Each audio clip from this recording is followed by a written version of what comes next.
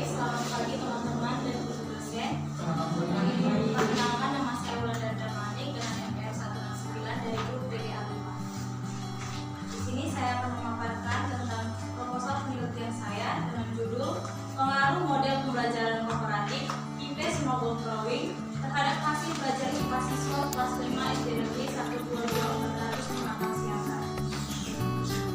Adapun latar belakang dari penelitian ini adalah IPA merupakan mata pelajaran yang penting dalam kurikulum pendidikan dasar.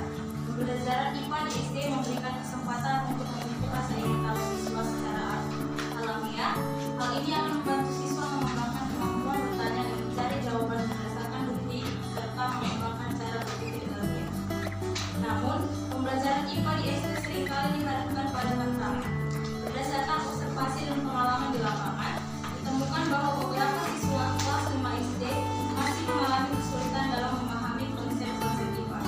Pembelajaran yang masih didominasi metode ceramah dan kurangnya interaksi antar siswa yang dapat menyebabkan rendahnya minat dan motivasi belajar yang berdampak pada hasil belajar yang kurang optimal.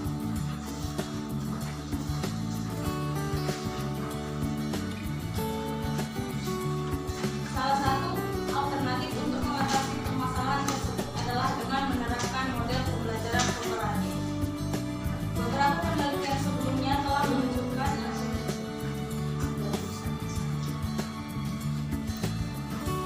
berdasarkan uraian latar belakang masalah dan identifikasi masalah, maka rumusan masalahnya adalah apakah ada pengaruh model pembelajaran kooperatif IP Snowball Drawing terhadap hasil belajar IPA siswa kelas 5 PTD SD Negeri 122 Pematang Siantar.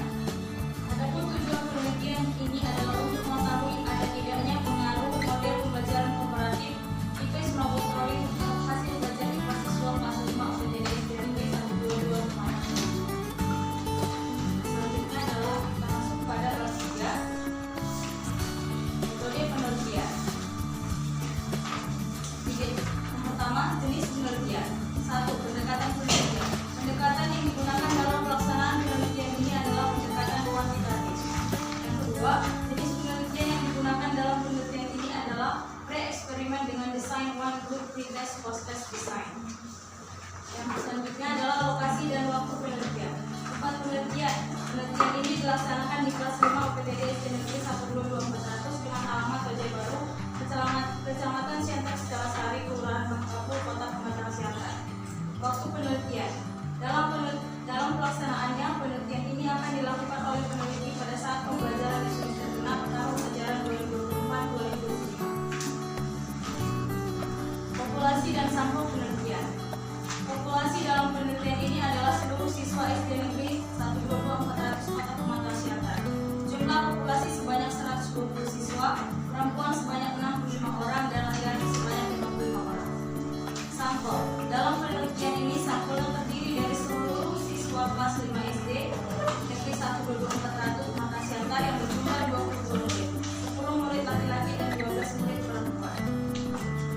Variabel penelitian. Penelitian ini memiliki dua variabel, yaitu variabel bebas dan variabel terikat.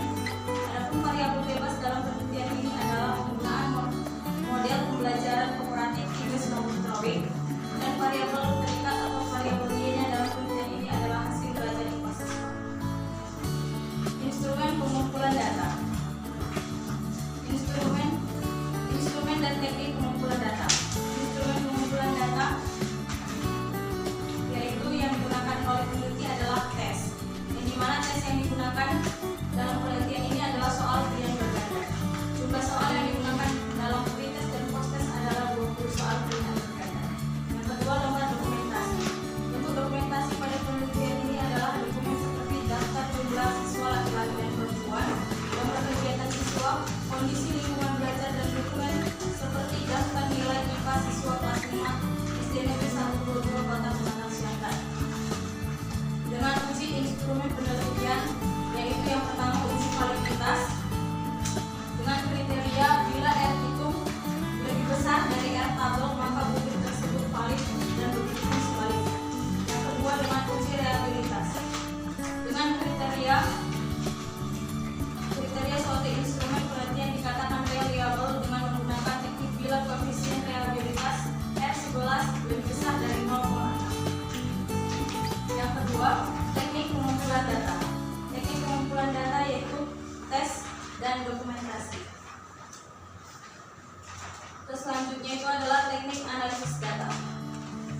Data yang telah diperoleh dianalisis dengan menggunakan dua teknik analisis statistik, yaitu yang pertama analisis statistik deskriptif. Analisis deskriptif meliputi penyajian data melalui nilai rata-rata atau mean, standar deviasi, nilai tertinggi atau maksimum, nilai terendah, minimum, dan dengan menggunakan SPSS. Yang kedua, analisis statistik inferensial. Sebelum pengujian hipotesis terlebih dahulu dilaksanakan uji prasyarat data.